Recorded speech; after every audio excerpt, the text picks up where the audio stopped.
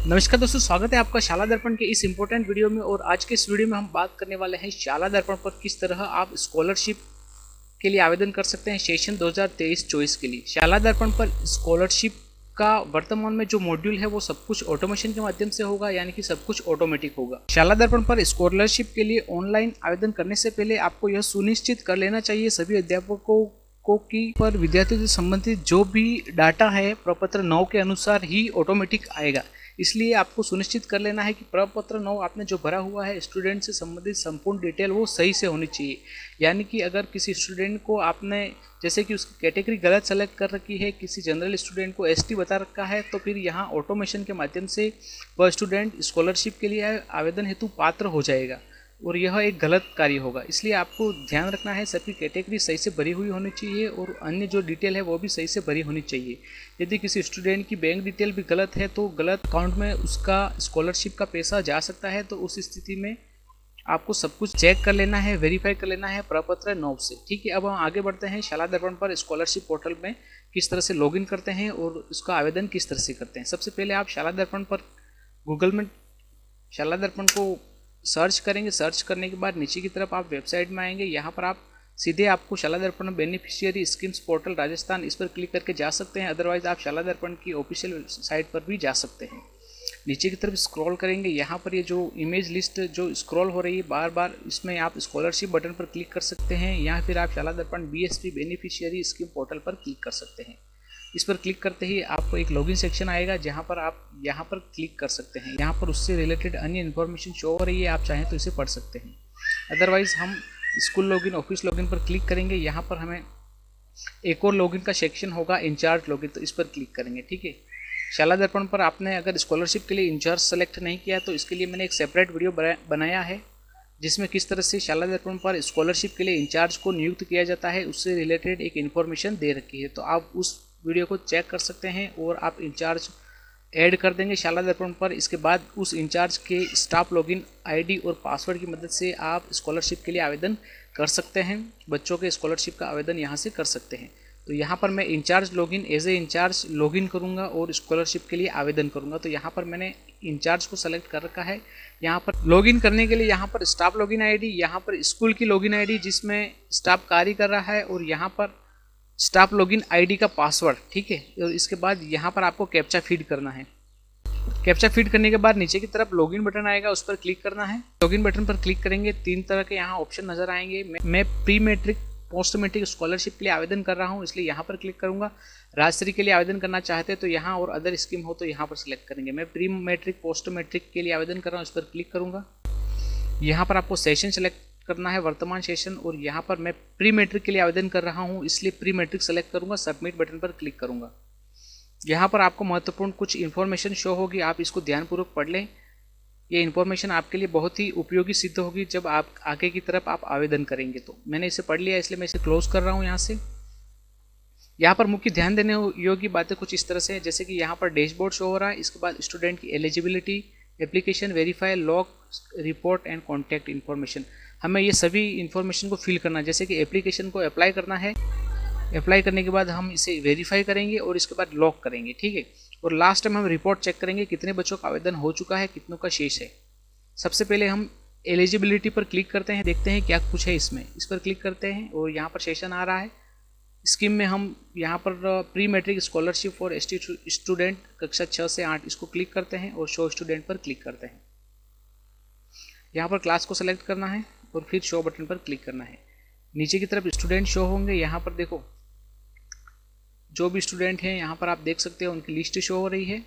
यहाँ पर आप कास्ट में ये क्रॉस शो हो रहा है। ठीक है, तो क्रॉस क्यों शो हो रहा है मैं आपको बता देता हूँ। जैसे कि ये बच्ची का नाम है आशिका नाइक। ठीक है, तो यहाँ पर ये मैंने एसटी कैटेगरी के लिए सेलेक्ट किया था स्कॉलरशिप फॉर्म के लिए। आप देख सकते हैं प्री मैट्रिक स्कॉलरशिप एसटी के लिए, इसलिए यहाँ पर कास्ट क्रॉस आ रहा है, अदरवाइज यहाँ पर क्रॉस नहीं आता। ठीक है, जैसे कि मैं ओबीसी के लिए सेलेक्ट करूँगा तो यहाँ पर राइट आएगा और जो एसटी कैटेगरी के स्टूडेंट है उनके क्रॉस आएगा। मतलब इस कैटेगरी के लिए ये स्टूडेंट पात्र नहीं है। ठीक है, क्योंकि हम एलिजिबिलिटी चेक कर रहे हैं इसलिए यहाँ पर तो यहाँ पर पात्रता उसकी नहीं है इसलिए यहाँ पर ये शो नहीं हो रहा है। ठीक है, क्रॉस हो रहा है। तो इससे रिलेटेड कोई इन्फॉर्मेशन, इससे रिलेटेड आप कंफ्यूज ना हो। ठीक है, तो यहाँ पर मैंने ये संपूर्ण चेक कर लिया है। यहाँ पर किन किन स्टूडेंट का क्या क्या डाटा वेरीफाई नहीं है वो चेक कर लिया है। यहाँ पर देखो इतने स्टूडेंट का यहाँ पर जन आधार ऑथेंटिकेट नहीं है, ठीक है, पीछे की तरफ आप चेक कर सकते हैं। तो आपको ये डाटा फीड करना है, प्रपत्र 9 में जाकर के इसे वेरीफाई करवाना है। इसके बाद ही इन स्टूडेंट का आवेदन कर सकेंगे जिनके यहाँ पर जन आधार ऑथेंटिकेशन नहीं हो रखा है। अदरवाइज आप स्टूडेंट का जो अदर डाटा है, बैंक रिलेटेड डाटा, उसको शाला दर्पण पर एक अलग से मॉड्यूल दे रखा है, वहाँ से जाकर स्टूडेंट से रिलेटेड संपूर्ण डाटा फीड कर सकते हैं, ठीक है। वो कौन सा मॉड्यूल है वह उसका एक वीडियो सेपरेट मिल जाएगा। आप क्लिक करें कमेंट बॉक्स में या फिर आप डिस्क्रिप्शन में जाकर के चेक करें, वहाँ पर आपको मिल जाएगा उससे रिलेटेड इन्फॉर्मेशन, ठीक है। तो अब हम यहाँ से आगे बढ़ते हैं। स्टेप 1 अप्लाई एंड रिजेक्ट, ठीक है। तो हम अप्लाई करने जा रहे हैं, इसलिए स्टेप 1 पर क्लिक करते हैं। सेशन सेलेक्ट किया हुआ है, स्कीम को सेलेक्ट करेंगे। तो मैं यहाँ पर pre matric scholarship for ST student कक्षा 6 से 8 इसको सेलेक्ट करूंगा। अब यहाँ पर आप देख सकते हैं नीचे की तरफ 3 बटन है, eligible, apply and rejected. Eligible button पर क्लिक करेंगे और शो स्टूडेंट करेंगे तो वे सभी छात्र दिखाई देंगे जो इस स्कीम के लिए। अप्लाई एंड रिजेक्ट बटन पर क्लिक करेंगे, इसके बाद स्कीम को सेलेक्ट करेंगे। Pre matric scholarship for ST इसको सेलेक्ट करेंगे। इसके बाद यहाँ पर सबसे पहले इलिजिबल, ठीक है, तो इलिजिबल में हम आवेदन करेंगे। अप्लाई में आवेदन करने के पश्चात कितने बच्चों का अप्लाई हो चुका है वह देखेंगे। और रिजेक्ट में अगर हमने किन्हीं बच्चों का रिजेक्ट किया है तो यहाँ पर क्लिक करके हम देख सकते हैं, ठीक है। तो सबसे पहले तो हमें अप्लाई करना है, इसलिए इलिजिबल पर रहने देना और शो स्टूडेंट पर क्लिक करना है। मैं यहाँ पर कक्षा 7वीं के स्टूडेंट के लिए आवेदन कर रहा हूँ तो मैं 7वीं को क्लिक करूँगा। आपको 6, 7, 8 क्रमशः करना है, ठीक है। नीचे की तरफ स्क्रॉल करूँगा, यहाँ पर कक्षा 7वीं में जितने भी बच्चे इलिजिबल हैं उनकी लिस्ट शो हो रही है। ऐसे बच्चे जिनका संपूर्ण डाटा सही है प्रपत्र 9 में और प्रपत्र 9 में जिनका जन आधार वेरिफिकेशन हो चुका है, यहाँ पर उन्हीं बच्चों की लिस्ट शो होगी। तो आपको वेरीफाई करना है, इस बात को आप कंफर्म कर लें। इसके बाद उन बच्चों की लिस्ट यहाँ पर शो हो पाएगी। तो यहाँ पर मैंने 7वीं को सेलेक्ट करने के बाद उन 7वीं में जो भी बच्चे इलिजिबल हैं उनका नाम यहाँ पर आ रहा है। यहाँ पर मैं फर्स्ट बच्चे को अप्लाई कर देता हूँ, तो यहाँ पर अप्लाई बटन पर क्लिक करना है। यहाँ पर उसका फॉर्म ओपन होगा। संपूर्ण डाटा ध्यानपूर्वक चेक कर लें, जैसे कि यहाँ पर उसका bank account number, Jan Aadhaar ID और बाकी डिटेल, ठीक है। इसके बाद ही आप अप्लाई कर पाएंगे। इसको चेक कर लें, इसके बाद ही अप्लाई करना, ठीक है। तो यहाँ पर मैं अप्लाई बटन पर क्लिक कर रहा हूँ। इस स्टूडेंट का अप्लाई हो चुका है। जिन बच्चों का अप्लाई हो जाएगा लिस्ट में से उसका नाम हटता जाएगा, ठीक है। जैसे मैंने एक बच्चे का कर दिया, मैं ओके करता हूँ, उसका नाम यहाँ से हट चुका है, ठीक है। मैं अगले बच्चे का फिर से अप्लाई कर रहा हूँ। अप्लाई, संपूर्ण डाटा चेक कर लिया, अप्लाई बटन पर क्लिक करते हैं। अप्लाइड सक्सेसफुली हो चुका है, ठीक है। ओके पर क्लिक कर देंगे। अब यहाँ पर देखिए, अगर आपको लगता है कि ये बच्चा इसके लिए पात्र नहीं है, ठीक है, गलत कैटेगरी सेलेक्ट हो गई या फिर किन्हीं अन्य कारणों से पात्र नहीं है, तो आप इसे रिजेक्ट भी कर सकते हैं। यहाँ पर रिजेक्ट बटन पर क्लिक करेंगे तो इसे रिजेक्ट भी कर सकते हैं। फिलहाल ये पात्र है, इसलिए मैं अप्लाई बटन पर क्लिक कर देता हूँ। ओके पर क्लिक करते हैं तो ये अप्लाई हो चुका है, ठीक है। अब हम देखना चाहते हैं कितने बच्चों का अप्लाई हो चुका है। लिस्ट चेक करने के लिए यहाँ पर हम क्लिक करेंगे अप्लाई, और हमने 7वीं के बच्चों का चेक करना है तो 7वीं सेलेक्ट की। तो यहाँ पर इन 3 बच्चों का इस डेट में अप्लाई हो चुका है, ठीक है। अब इस फॉर्म को चेक करना चाहते हैं तो व्यू बटन पर क्लिक करके चेक कर सकते हैं। अगर ये बच्चा गलत सेलेक्ट हो गया है तो यहाँ से आप डिलीट भी कर सकते हैं। तो यहाँ पर ये प्रोसेस कर लिया। अगर आपने किन्हीं बच्चों का रिजेक्ट किया तो यहाँ पर क्लिक करके उस कक्षा को सेलेक्ट करना है, तो वो बच्चों का लिस्ट यहाँ पर शो हो जाएगा। तो ये प्रोसेस हो चुका है। मैंने 3 बच्चों का यहाँ पर अप्लाई कर लिया है। अब हम जाते हैं इन्हीं बच्चों को जिनका मैंने अप्लाई किया है। अब मैं इनका वेरीफाई किस तरह से करूँगा, तो यहाँ पर इसका आगे का स्टेप है स्टेप 2। यहाँ पर क्लिक करेंगे, सेशन आ जाएगा। यहाँ पर मैंने जिन बच्चों का आवेदन किया है, प्री मैट्रिक स्कॉलरशिप ST कक्षा 6 से 8 के लिए आवेदन किया था, तो इस पर सेलेक्ट करता हूँ और यहाँ पर शो स्टूडेंट पर क्लिक करता हूँ। नीचे की तरफ स्क्रॉल करेंगे, कक्षा 7 के लिए किया था तो मैंने 7 को सेलेक्ट किया। ऊपर की तरफ स्क्रॉल करेंगे, यहाँ पर उन्हीं बच्चों की लिस्ट शो हो रही है, ठीक है।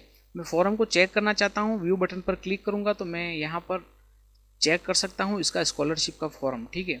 लेकिन मुझे चेक नहीं करना है और मैं इसको वेरीफाई करना चाहता हूं, तो ये चेक बॉक्स है ना, इस पर राइट क्लिक करना है और वेरीफाई स्टूडेंट पर क्लिक कर देना है। मैं करके बताता हूं। एक स्टूडेंट को ये वेरीफाई बटन पर क्लिक किया, इस स्टूडेंट का स्कॉलरशिप का डाटा वेरीफाई हो चुका है। ओके पर क्लिक करते हैं, ठीक है। डेट भी आ चुकी है, कौन सी डेट को वेरीफाई किया था। अब आप चाहते हैं कि सभी बच्चों का एक साथ वेरीफाई हो जाए, तो यहाँ चेक बॉक्स पर क्लिक करना है, सभी पे ऑटोमेटिक टिक आ जाएगा। यहाँ पर नीचे की तरफ वेरीफाई एप्लीकेशन बटन पर क्लिक करना है, ओके कर देना है। तो सभी का यहाँ पर एप्लीकेशन वेरीफाई हो चुका है। जब एप्लीकेशन वेरीफाई हो जाए तो आप आगे का प्रोसेस कर सकते हैं। अगर आपको लगे कि किसी स्टूडेंट का गलत चुनाव हो गया है या फिर इसका डाटा रिजेक्ट करना है, अनवेरीफाई करना है, तो सामने की तरफ लाल बटन अनवेरीफाई दिखाई दे रहा है, इस पर क्लिक करके इसके डाटा को अनवेरीफाई कर सकते हैं। अब हम आगे की तरफ बढ़ते हैं, हम अनवेरीफाई नहीं कर रहे हैं, आगे की तरफ बढ़ते हैं, लॉक करने का जो ऑप्शन है उस पर आते हैं। तो यहाँ पर लॉक बटन पर क्लिक करेंगे, उसी स्कॉलरशिप को सेलेक्ट करेंगे जिसके लिए हमें लॉक करना है। तो मैं प्री मैट्रिक स्कॉलरशिप ST 6 से 8 को सेलेक्ट करता हूँ, शो स्टूडेंट पर क्लिक करता हूँ। यहाँ पर उस क्लास को सेलेक्ट करते हैं जिसका डाटा लॉक करना है। नीचे की तरफ जाएंगे, यहाँ पर आप देख सकते हैं फाइनल लॉक करने के लिए बटन दे रखा है, इस पर क्लिक करके फाइनल लॉक कर सकते हैं। कितने स्कॉलरशिप है इसका डाटा ऑटोमेटिक यहाँ पर शो हो जाएगा। अगर आपको लगता है कि ये डाटा गलत है तो आप लॉक करने से पहले इसको डिलीट कर सकते हैं, इस बात का विशेष ध्यान रखें। तो इस तरह से आप इसे लॉक कर सकते हैं। इस तरह से आपको सभी क्लासों का सभी कैटेगरी के स्टूडेंट का आवेदन कर देना है। इसके बाद आप इसकी रिपोर्ट चेक कर सकते हैं, यहाँ पर क्लिक करेंगे, स्टूडेंट एप्लीकेशन इस पर क्लिक करेंगे।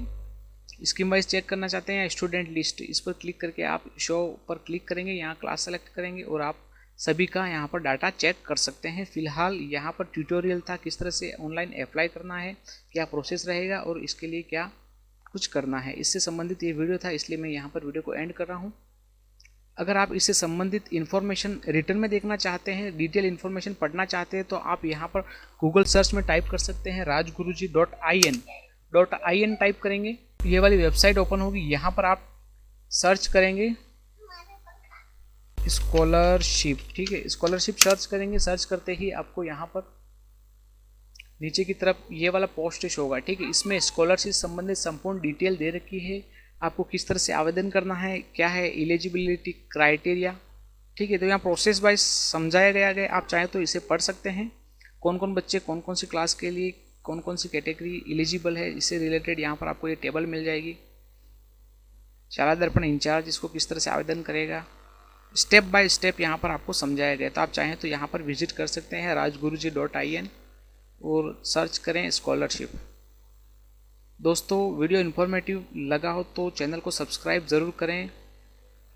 किसी तरह की कोई क्वेरी है, कोई प्रॉब्लम आ रही है तो आप कमेंट बॉक्स में लिखें, हम आपके कमेंट का रिप्लाई ज़रूर देंगे। जल्दी मिलते हैं एक नए वीडियो के साथ, तब तक के लिए राजगुरुजी साइनिंग आउट, नमस्ते।